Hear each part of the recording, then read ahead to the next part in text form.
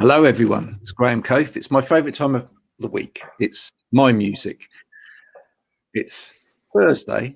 It's about time to be putting the kettle on and putting the work down. And in a minute, I'm going to talk to Andrew. But first, there's a bit of this.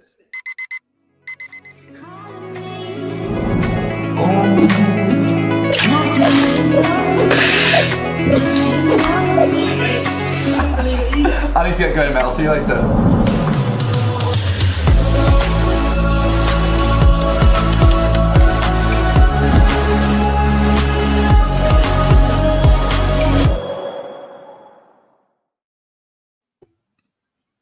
Afternoon. I say my guest today is Andrew Sachs.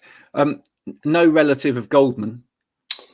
That would be great somehow if I could cash in on that money there, but sadly no. Nor Saks Fifth Avenue, which is the same spelling, and yeah, that would have been a significantly different life and a lot more music. Yeah, I'll tell you that much. Yeah, but he would have you in the office working 95 hours.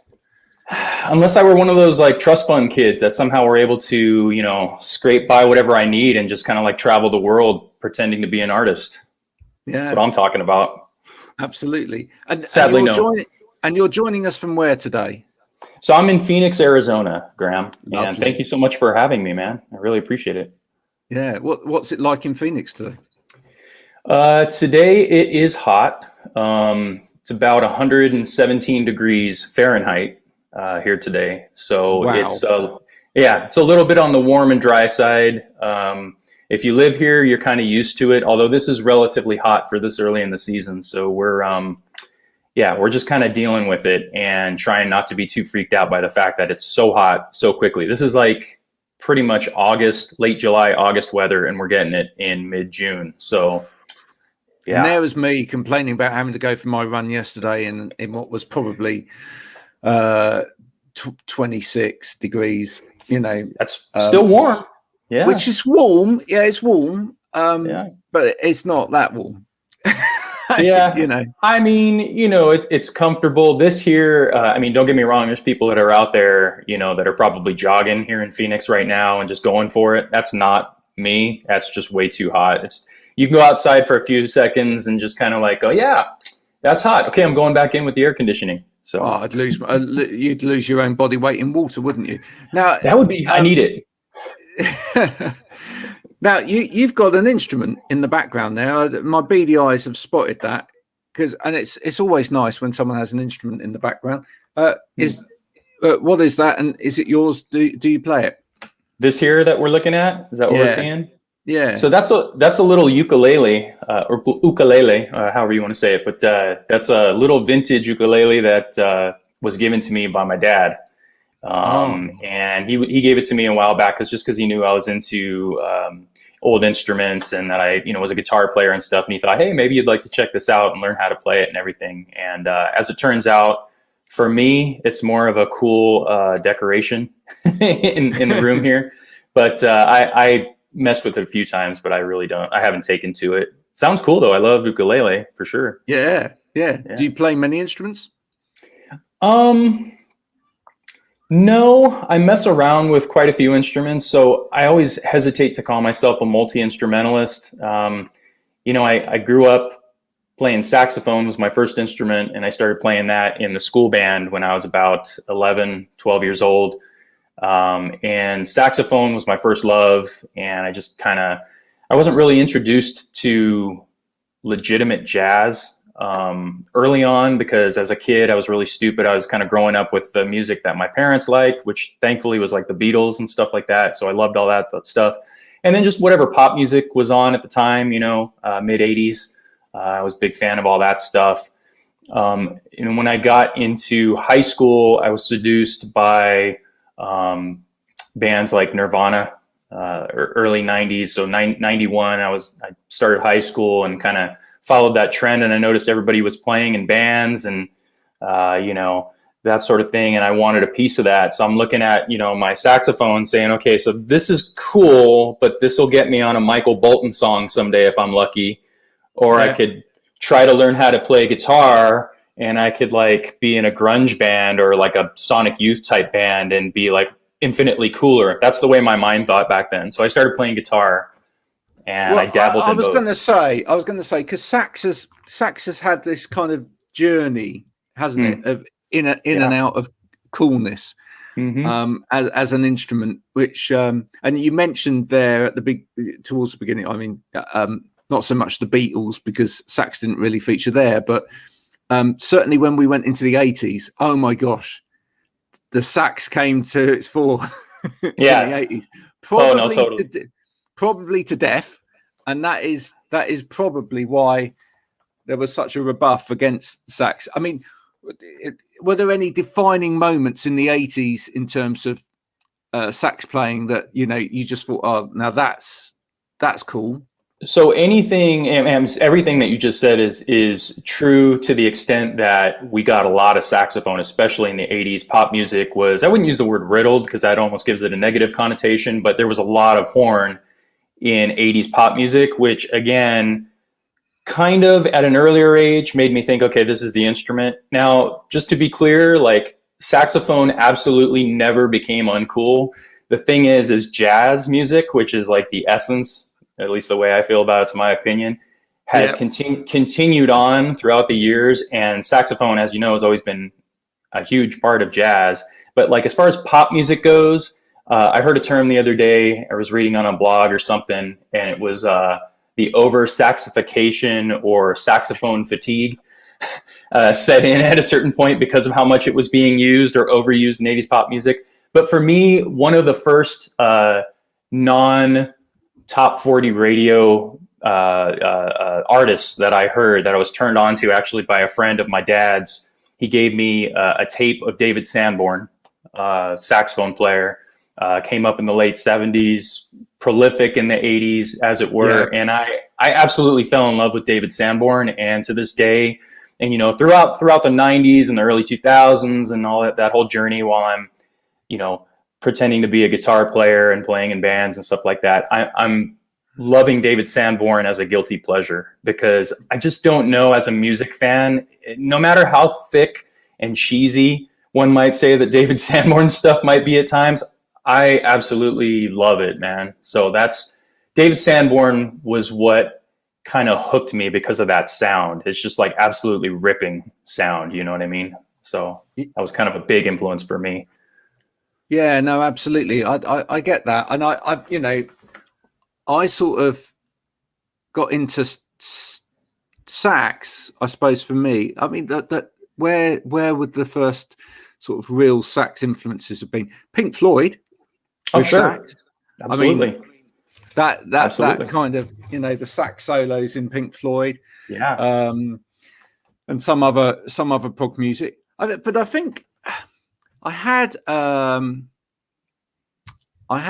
album called and it sounds cheesy, but it wasn't, but called Romances for Saxophone. Oh, okay. Which was actually really great. Was that like a compilation of tunes? It was predominantly sort of a crossover between jazz and classical. Cool. And actually it was really fantastic. So I guess that it was that was my early memories of really loving saxophone. But yeah, I can see how people sort of, I love that. The over saxification. Over saxification. I can see how some people can see that and or said that and thought, oh yeah, man, everything's sax. And and maybe certain artists did it to death. I mean, Phil Collins, for example, towards the end of his first sort of real stint of the solo career, where it was like, okay, that's a lot of sax now. I mean, it was everybody. Everybody. And I mean, and he had some great horn players, but it was just maybe a little bit too much, and it was just appearing in everything. But what I was going to say is, and I think you're right. I don't think it ever. You're right to say that I was wrong. I don't think it ever did lose its cool. Oh no. And an instrument itself can't lose its cool. It lost favor in the pop world. In pop, yeah, sure, absolutely. It became a joke. It became like a meme of its own with the saxophone thing, even to the point where it made the rounds there with the scene from Lost Boys with the cat with no shirt and the long hair and the fire in the background rocking the saxophone, which is so like schlocky cheesy. It's almost beautiful. But the kids are really taken to it and they dig it, and that's why I'm kind of grateful that there seems to be a whole I wouldn't use the word resurgence because that would denote that it's like coming back, but there's a newfound interest and a newfound appreciation for all things retro, in particular 80s and early 90s now is where we're at in that curve, isn't it? So I was going to say, I think what's happened now is that there's sax is making a comeback. Sax is back. Sax is back in a big way, and we're hearing it a lot right across pop as well. With people like The Weeknd really using sax very sensitively, etc., in some of his pop music. But I think what's happened is that interest in the 80s sound, etc., but done now maybe with a little bit more gravitas, shall we say, in terms of the actual songwriting itself, has lent itself to the sax coming back in a more mature way in those sounds as well. Yeah, I think that is true. I think that what's going on is there's a little bit of a new take. There's certainly, what a lot of people are referring to is like, synthwave or 80s or whatever the case may be. There's a lot of influence from that era that's coming into music now, and people are putting their own spins on it. And a lot of stuff that now is being considered, 80s or retro or synthwave or what have you. In a lot of ways, I hate to use this word because it seems so derogatory, and I don't mean it to be so, but it's almost caricature in a lot of ways, because for those of us who came up, and were aware of what was happening in the 80s in terms of pop music as it was happening, the music that's coming out today that is 80s is not really 80s. It's just infused with the timbres and the sounds and the textures, and just kind of like a little bit of the sensibilities that were hatched during that era, as it were, right? So I think that the saxophone coming into today's pop music, I mean, obviously, I love it. I love that it's making a little bit of a return to that saxification, that re-saxonifying of things. But I think it's been, by and large, pretty tastefully done, and I think that people are using it legitimately. I'm not ever going to be thinking that it's going to take over the guitar as the primary instrument in rock and roll, but guitar and music in the pop sense, there's a ubiquity there that I think is inescapable. Saxophone, I think, is like a nice garnish when it comes to pop music, because it's really like analogous to like the human voice. It's almost like another voice that just inherently has an emotional value to it if you play it right, which is kind of the goal. But I think it adds really well to pop music, and it's a garnish. But so we'll see where that goes. It's like now what's happened is that we basically got rum cocktails, and everything's got rum in it, but the cocktails are different. Yeah, sure. And that's where we're going with it now. I think what really happened. Just bear with me with this for a minute, because this is a feeling of mine, and I could be wrong, but I think what happened is that after guitars, when the 80s came along, it was just all of this new tech, and this is never ever going to happen again, I don't think. It was just suddenly all of this digital tech came out, and I know from being involved in it myself, we were all like rabbits in the headlight, right? We were like, oh my word, look at this box, it does this, and it's suddenly, I think for anyone that was in music at the time, part of the fun was as much as actually making the music was actually playing with all of this tech and just seeing how much of it you could get in to the music. Absolutely. And absolutely. I think that was part and parcel of what was so great about the 80s and unique about the 80s. But it was also what meant that some of it did sound a bit cheesy, artificial, yeah. Because it was like, you know, both musicians and producers were like, let's see how much of this we can get into this song. Totally. And you nailed that. I mean, really the evidence there is, if you watch any of those documentaries, you'll find a treasure trove of documentaries on YouTube now, right? Where, they're talking to Martin Gore, you're talking to people that came up back in the day, Vince Clarke, Vince Clarke. So anybody there who was at the inception of the whole synth wave and the 80s pop movement, before it was 80s pop, it was just pop music, where it was going in that particular day, they'll tell you full on that they were essentially geeks for the new tech that was coming out, and they were scrimping and saving to try to get synthesizers and just get a synthesizer so they could screw with it and see what they could do with it. And I think it's beautiful. And so the bands that used it effectively, and used that artificial sound, like, Kraftwerk and Depeche Mode, and I'm a huge Human League fan. Any of those early synth pop bands, they were essentially trailblazing through geeking out on tech. So you absolutely nailed that.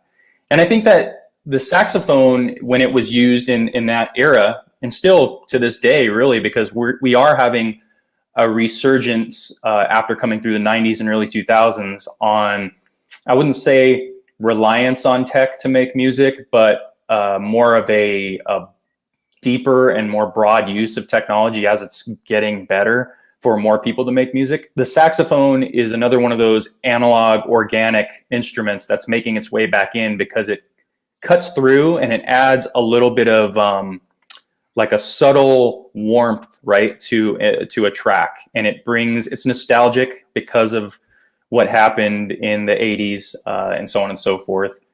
But I think it's effective in that way. And I'm trying to use it in that way, because the music that I make, at least historically, since I've been recording and writing my own music, has been what a lot of people would refer to, close to the shoegaze genre and dream pop stuff.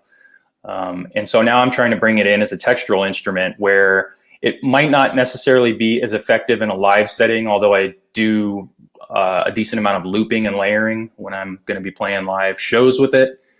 I like the idea of using a sax in lieu of synths and guitars, really, to make the bed for the music, if that makes sense.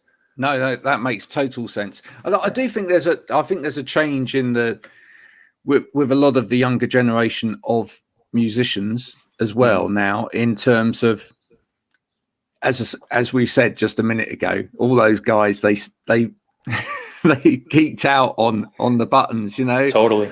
I was like that myself. I was pulled out of my maths class at school because I was by my music teacher, because I was the only guy in the school that could program a computer. Oh, there you go. Yeah. And they brought you may remember this, a Yamaha CX-5M. Oh yeah. And they just did not know how to make it work. So and they said, there you go, make it do something, right? Yeah. Which was great. But it was like, it was a rite of passage for me, because it was like, up until then I thought musicians were just these people that could play these instruments. Right. And right. having managed to succeed in really badly failing recorder at school. So it's like that, that what you're saying there is really leading to a point that it's a big thing for me, that there's like a duality to the way I think about being a musician, right? Because musician is such a huge, all-encompassing term that really relates to a lot of people. And in most cases, with most folks, when you hear the word musician, and depends on your sensitivities, you think about someone who makes music and has mastered an instrument or many instruments, or whatever the case may be. And sometimes there's a distinction made between musician and artist, which is kind of a strange distinction in my opinion. But there's technology is something that enables more people to make music. And I think that's a tremendously good thing, because music shouldn't be exclusive. Now, to play something, you know, like a flute or a saxophone, clarinet, you know, for God's sake, like any analog instrument, to learn to play it, it takes a lot, like thousands of hours of practice to really master the instrument.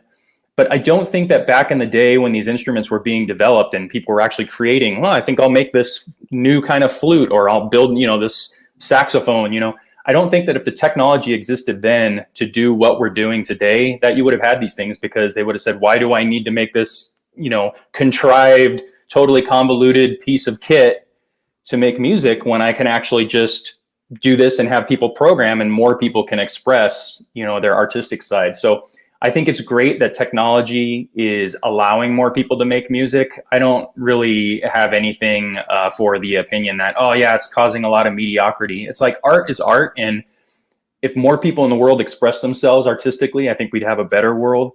So I think the more people that, even if they get into it and in their opinion, or even others, they stink or whatever, which is all, you know, that's totally like a subjective thing. I think it's better for the world for more people to create. So technology is great. It was good then in its, I wouldn't say infancy, but when it was a little bit earlier on in the the advent of synthesizers and pop music and such. But now with, you know, computers and people just being able to get like a phone or an iPad and make, you know, productions, I personally think it's a really good thing, because music speaks for itself. And I truly believe that the more people that take up music and just art in general, but especially music, because it's so like, it's like the closest thing, I believe, to what we have to actual spirituality. Oh yeah, so much. I totally agree. And you know what, for me as well, the thing was that the one instrument I was always comfortable with was my voice. That was there, right? But you know, and I would say that I dabble in other instruments, which is, you know, what did you play? Like, what other stuff did you dabble with? I can play a bit of bass. I can drum about 2 patterns, and I can play reasonable guitar, right? Cool. Chords, yeah, you know, whatever, right? But for me, it was about that breaking with into music with the technology and the keyboards, etc. That enablement was, for me, got me past the point where I went, actually, rather than music being about, as it was when I was really young, sort of, you've got to sit there, you've got to learn this, you've got to be able to read music, you've got to be, you know, and it wasn't fun. It used to make me really nervous. Sure. It was now about fun. And it was, I actually knew I had a lot of musical ideas, but it was a way of being able to express that. And then later on, when I got into bands, etc., the great thing was that even if I could just dabble on this and show someone something, even being really rudimentary, there's someone else that can really play, and that's fine. You just get together with someone that's done all of those hours and their fingers work really well, and they can really play, right? Right. Absolutely. I have had such a struggle with this, Graham, over the last, I don't know, 4 years or so now, since I've kind of been getting a little more heavily back into the saxophone. And you know, honestly, like, I haven't touched a guitar now in 3.5, almost 4 years. And the majority of my music making life, in terms of writing songs and recording and playing in bands, was with a guitar strapped on me, you know. And I never was formally trained, as it were, in terms of guitar. I picked it up on my own in high school, like I said, and I learned chords from the guy that was at the skate park and this guy that came over to some, you know, metalhead party that I was at. And I listened to this, and I bought the guitar magazine, and I taught myself so I could be in a band, because I thought at the time that was just infinitely cooler to be able to play that kind of music. And I mean, who doesn't love, you know, My Bloody Valentine and Sonic Youth and all that noisy stuff that it just gets it for me, right? So for me, like, that was what you're talking about, is in terms of like, this lets me get it done. But I let my sax go for a long time, you know, and that was the formal part of things, where, you know, you'd go to music class, or you'd have your teacher, and you're doing scales, and you're like practicing to a freaking metronome, and you're just like, oh God, does this ever end? And, you know, you're playing, like, you know, in a concert band, and you're playing in like a jazz band, and these tired old songs. And then you go and you jam with your buddies in the garage, and you're like trying to play like, like something from, Nirvana's Bleach album, and it's just shrieking and noise. And it was intoxicating to me. What I regret now is that I didn't keep up over the years more than I did, because I did pick up the horn frequently, and noodle with it for a while just to kind of keep it up. And I ultimately would put it back in its case and get back to the trying to make pop songs and stuff like that. But I regret it now, because there's a lot of people that are my age. I'm 44, and there's a lot of people that are even younger than me that just absolutely shred on the horn now. And I'm not doing terribly, but at the same time, I wish I would have just like had my nose to that grindstone, the axe to the grindstone, stayed in the woodshed and just completely gone all in on the horn. And I'm hoping that what I'm doing with my music now and the saxophone in it and stuff is going to be like, maybe I'm hoping, this might be presumptuous, but for some kids out there in like band class, just to kind of help add to the whole, hey, saxophone is actually a legit instrument that's very cool and can be used in cool ways other than just like, a flaming solo and like a Michael Bolton song. You know what I'm saying? Nothing against Michael exactly Bolton. What you're saying. Yeah. And listen, you're being slightly unfair to yourself, because what you are producing is really rather good. So thanks. And where do you see that coming from now? How you're writing now, and the way that you're producing now, how does that differ from it in the past? What have you realized about yourself that's coming out in that music? I have, like many other people, been experimenting with technology, and computer recording and just everything, in terms of tech, in ways to augment my music and do my music since about 2005, 2006. And I started changing the way I recorded and the way I write songs, where I put songs together more like you're playing with Legos, where you start with bits and fragments, field recordings that I make, just random things, little bits of stuff that I put together on a synth and record it, things on my phone. And then I cobble it together. And a lot of times it's without any goal or aim in mind, and it ends up turning into something. Because I'm a huge fan of collage in visual arts. And I kind of make my music the same way. And now that I'm really relying a lot more on the saxophone as the ideal of using it as more of a textural instrument and to make pads, as it were, and to create a lot of the textures that I used to rely on guitar for. In other words, layering up sounds on the sax, looping them, and doing a lot of cutting and pasting. I find that I'm even more now looking at songs as like I said, it's almost like you're playing with Legos and you're putting together a creation where you just start with it's almost like, is it almost like self-jamming? Pretty much. Yeah. A lot of looping and experimentation. And then, at a certain point, when I sing and I come up with a vocal line, it's just kind of like you hear the thing a trillion times when you're messing with making the music and the backgrounds, as it were, right? And you just kind of start hearing things, and those develop into vocal parts and hooks, sometimes from the beginning, sometimes in the end of the production process. But it's just, do you sit down some days and you kind of construct a whole piece of Lego, if you like, and then go, do you know what? At the end of it, I just like that bit, and I'm just gonna keep that bit. And the rest goes, and I'll start again. There's times where, I set out to do something, and this goes for a lot of producers. You set out to make something, you have an idea in your head, you make it, and then you say, I'm going to sleep on that. You sleep on it, you come back to it, and you say, I'm going to cut that in half, flip it around, add this, take that out, and use like the last 1 minute of the tune that I put together, and it becomes something totally different.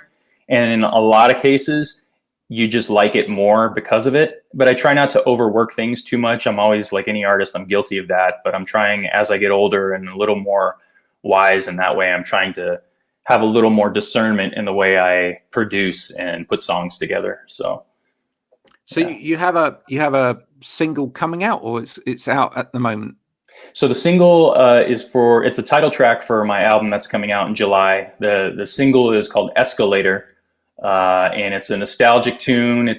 I think it's a dreamy tune. It definitely has that vein of nostalgia running through it because of, not only the lyrics, but just kind of like the overall feel. It's just everything that I do, I tend to make things that are, dreamlike, or at least that's my goal when I'm doing it, is I'm trying to make everything sound as dreamy as possible. So Escalator comes out on Monday. What is that? The 21st, if I'm not mistaken. So that's the official release. And we got a little video that we did that'll accompany it on social media and YouTube and all that stuff. But I'm excited about it.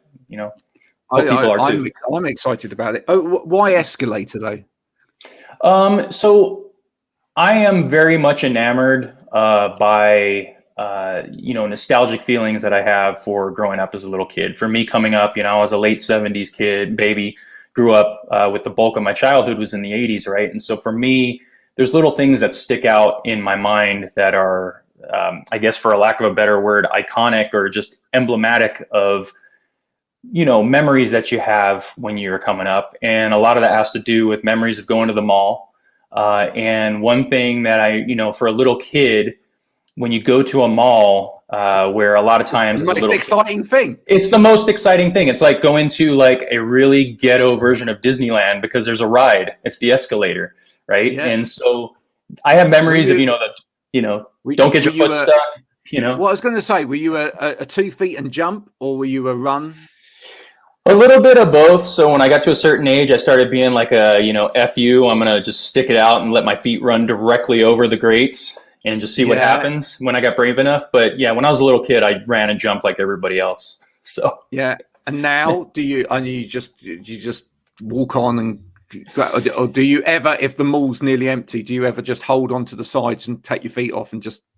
So now it depends if there's any kids around or like my own kids, although they're a little older now. But if there's any young kids around, I like to kind of give them a quick glance and just let my feet go right over the grate to show them there's nothing to be afraid of. And like, check this out. This is pretty badass, right? Look at this, But most of the time they don't care these days. They've got like an iPad in their hands or something. But for me, I get a giggle out of it, right? So. Oh, dear. And listen, I'm with you with the escalator thing. I think it is. Yeah. I mean, my kids, I don't think actually you realize how precious it is until you have kids of your own. And maybe that was the same for you. But yeah, my kids get so excited about the escalator. And it's always that thing where if there's stairs and escalator, it's like, Dad, we want to do the escalator. We want to do the escalator when you go to it's go like to a shopping center. It's an amusement park ride in a shopping center. And the thing that really is a bummer about it, is a lot of people, I'm sure, realize, certainly people from our generation and what have you, and older, shopping centers like that, the mall, as it were, is really on its heels. And there's a lot of stuff, and I'm big fans of a lot of it on YouTube, people that are going out there and documenting a lot of these shopping centers, in their final throes or in their last gasps for life, as they're going out and they're getting demoed, or they're standing just completely abandoned. And there's something about that I think really, it's nostalgia in part, but there's something deep about that I think really resonates with a lot of people, myself included. And I'm a big fan of, I'll give a shout out to my, one of my favorite YouTubers is Retail Archaeology. And he does a great channel that, is, there's a lot of people doing somewhat similar stuff to what he does, but he's a local guy. So I'll give him a shout out. And he does great videos about the nostalgia with obviously Retail Archaeology. You can kind of draw the conclusion there that it's about old retail stuff. And it's just fascinating to me. And that was a big inspiration, I think, to a lot of the music that I made on this new album, which is, the album is called Escalator too. So yeah, it's a full deal. I think going forward, we might all become nostalgic about shopping malls, shopping centres, as we call them over here. And remember, once there was a shopping mall, but now there's nothing but flowers. I love that song, man. I would love to cover that tune, dude. I would love to cover that tune. I Talking Heads, believe it or not, Graham, I don't know if it comes out at all in my music. I would hope it would, because I've got David Byrne like running through my ear veins, as it were. I came up with David Byrne, introduced to Talking Heads, by like my folks, and you nailed it right there, because I think he was definitely going on about it even back then. It's very prophetic, right? So yeah, that's a absolutely, for me, an absolutely classic song. And of course, I always have to listen to that back to back with Joni Mitchell's Big Yellow Taxi, because the two songs are kind of a antithesis of each other. Sure, but absolutely. probably with the same message in a strange way as well. But yeah, no, he was very insightful, I think, in terms of his.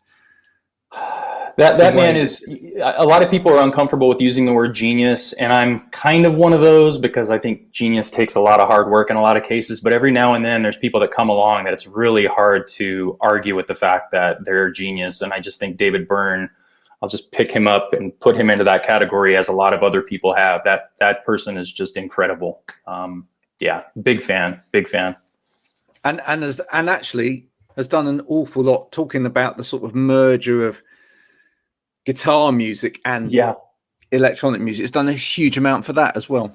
So Talking Heads was a huge catalyst for, I don't know if I'd say people thinking, hey, it's okay to have that kind of tech. It's okay to have synthesizers and make that crossover. But in terms of like a new wave of music that happened in that era, they were hugely instrumental, and I think there's not anybody that would argue with that either. But the Talking Heads were a really big influence on a lot of people, and it was kind of a gateway band, or one of the gateway bands that just kind of showed that integration of synthesizers and tech into really it was like a stripped down lo-fi garage punk music when they started, wasn't it? And then when they kind of, a little more produced, and Brian Eno influence and all that stuff, they really expounded, that the whole thing just took their sound into new worlds. And I love it, man. I love it.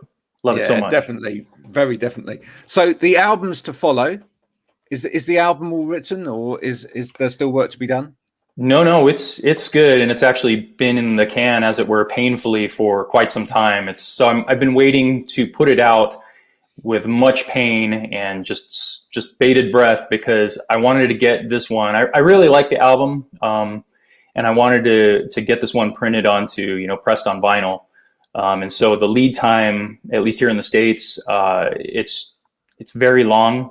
But I found a good vinyl mastering and pressing company that does a lot of the big boys, as it were, does a lot of the major label stuff. And I am just kind of waiting for those to be hot off the presses so I can kind of do a unified release. So we did a pre-order, which is live now on Bandcamp, and that's just linked from fieldplan.com. So that's FLDPLN.com, Fieldplan.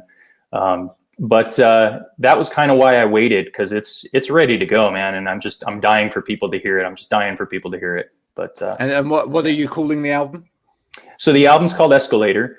And so that first single that'll come out, it's the title track for the album, which I wasn't quite sure how I felt about that at first, because I thought it might be kind of tricky for people. Like, so is it the album or is it the song? It's like, for you and I, we don't have a problem with title tracks, but I don't want to confuse anybody in the age of no albums anymore. Everyone's just releasing singles every couple weeks. It's like, I like albums, man, and I'm probably always going to be an album person. I like to deliver music that way, as like not necessarily always conceptual, which this album is to a certain extent, but I just like albums, man. Absolutely. I love all technology. I've got these things around the home. And they're useful, because you want to listen to something instantly, you can play it and listen to it. But I have to say, sitting here in my office, my boudoir, I still have a record player and a CD player, and I actually listen to everything. And this is going to sound strange, even though I've got one of these boxes here, on actual CD or record. The reason being is I feel that once you put it on, you need to be committed to it. Do you know what I mean? That's a huge part of it, in my opinion. And that's one of those, like, I'm secretly kind of scheming and hoping that that's how it's received for the people. It's a limited edition vinyl release. I mean, I'm only doing 300 of them, which is what a lot of people are doing these days. It's cheaper too, because it's so expensive to do the vinyl. But I'm hoping that it will kind of create a cohesive, just like a stayed listening experience. I'm listening to this album, this is what I'm doing, and I'm enjoying it as such. I'm not an audiophile. I don't honestly believe in like the pristine, you know, low end of vinyl, and it's just so much it's like, fine, that's great. For me, the album is, you nailed it. It's about creating that, like, I'm putting something on and I'm listening to it experience. I have to flip it after 5 songs or what have you. But ultimately it's about tangibility as well, because I feel in art, which music is art, man. I mean, these are not disparate things. These are one and the same. It's just another flavor of art, right? I feel that the representation of art, its physicality, it's just throughout the history of recorded music, there's always been a physical component to it. And while I'm definitely about technology as well, I mean, I use Apple Music or whatever the stuff, and kids like the Spotify. I'm all about it too, trust me, and convenience. But I am slightly anxious about completely getting away from that physicality and the value of having something. It sounds silly to a lot of people, and I don't really care though. I don't care. The physicality of having an album in your hands that someone created for you, and so they put time and effort into making this package that contains music that you love, is something that I'm extremely just very, very smashed by. I mean, I feel that it is worthwhile, and I feel that it keeps value in the music, if that makes sense. Oh no, I totally agree, because well, I wouldn't disagree with half a ton of vinyl and plastic behind me, but and it sits, but hey, it's you, when you want it, it's there for you. You pull it out, and who doesn't love a giant 12-inch square album cover with liner? You can look, I mean, it's just part of to me, it's part of the experience. Why do people like music videos, if they even do anymore? Why do people like Instagram videos with music? It's because there's a visual component. Well, to a certain extent, that is like, I mean, it's a 12-inch square. It's a painting. You can mount it on your wall if you like the album and stare at it lovingly while you're sipping your tea and listen to the music. It's part of the experience for me, and I don't want that to ever go away. So and it also, it's a sharing experience as well. I just think, you don't get your Alexa and say, I'm gonna share this album with you. Right. Here you go. Take my puck. Yeah, take my puck. Whereas, if you sat down with someone, you're talking to someone, that go, oh, now have you heard this? And there's something you can, even before you put it on, there's something you can show them. Right. You're bringing them into that world. Yeah, and it also, in a way, for an artist, I guess this is important. Not to everybody. No, maybe it is, but they just don't want to admit that it is. It also has the potential to outlast you as flesh and bone, right? Because someday your album is inevitably going to end up in a thrift shop, right? A secondhand store, and some kid might find it, get his hand on your dusty record that's been sitting in a shop for years and discovering it for the first time, and you've been dead and gone for 25 years. That's kind of like the latent hope that your music will outlive you. And it's not necessarily a guarantee, in my opinion, in the digital realm, because I don't know if you've experienced it yourself, but one thing that pisses me off, and I listen to so much old jazz music, is, I'll have stuff queued up on my Apple Music or whatever, and I'll go on there one day to listen to like a Louis Armstrong tune, and it's like, this is no longer available because it was on some obscure compilation, and now it's just been pulled by the record company or what have you. So there's no guarantee that it's there for posterity. And I think with physical media, so long as we have the ability to play it back, and I don't think that turntables and record players are going to go away anytime soon necessarily, at least that's there. I mean, we sent records. Carl Sagan was an advocate for sending records into outer space, right? There's a reason for it. People will figure it out. And I just like the time capsule aspect of it as well. So no, I think you're right. I think it'll always be around forever and a day, and I'm really pleased about that. And I think you're right. I think it's true. I mean, it's part of the reason that I grow a collection is I want my children to hear it even after I've gone. Oh yeah, because that's their punishment. I'm sure they'll actually have a wealth of really good music. And speaking to you for such a brief time, I can tell they're going to get some good music, man. Or whoever ends up with your record collection, your stack of vinyl is going to be, and CDs, they're going to be in a good. Well, thank you. It's going to be whichever one promises not to sell it. but actually listen to it. So might be worth a lot of money. Who knows when that will happen, but it might be worth a lot of money at that time. You never know, man. No, there you go. Listen, Andrew, it's been an absolute pleasure speaking to you today. Good luck with the. I don't even need to wish you luck with this. It's going to be, I just hope it's well received, and I hope people do buy in. Because that buying in process is really important. So I can't wait to hear it. That's a hint. If you want to drop me a copy of it at some point, that would be great. Yeah. But yeah, I cannot wait to hear the album. And I'll continue to listen and from time to time may even just give you a little message and say, I've got an idea. You might want to listen to this. Please do, man. I absolutely. So Graham, thank you for having me on your show, man. It really means a lot. And I really enjoyed our chance to kind of talk music. I feel like I don't get enough chances to really like sit down and talk about music with people anymore. It seems like it's such a lost thing. So I really appreciate this podcast that you do. And I'm hoping that people dig what I'm doing and that they, at least in their own way, understand it, take it to heart, and it makes sense to them, because ultimately I'm just writing, what I want to be pop songs for this generation, influenced by previous generations. So I'm hoping that it works out that way, man. But thank you, my friend. I think if you reach the heart of one person with one bit of work that you do, it's worthwhile, isn't it? It absolutely is. It's always here. I mean, I'll just flat out say it, that I'm just trying to reach people. We all are as artists, right? Absolutely. So, Andrew, It's been a pleasure speaking to you. It's been a pleasure. Thank you so much, Graham. Thank you. Bye-bye. Bye-bye, man. Thank you.